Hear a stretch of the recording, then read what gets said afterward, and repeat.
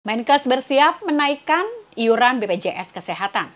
Saudara Menteri Kesehatan Budi Gunadi Sadikin mengatakan besaran iuran Badan Penyelenggara Jaminan Sosial atau BPJS Kesehatan tidak naik di tahun 2025 ini.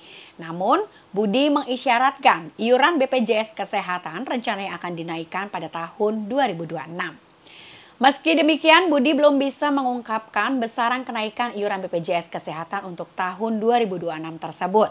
Karena menurutnya hal itu akan dibahas terlebih dulu dengan Menteri Keuangan Sri Mulyani.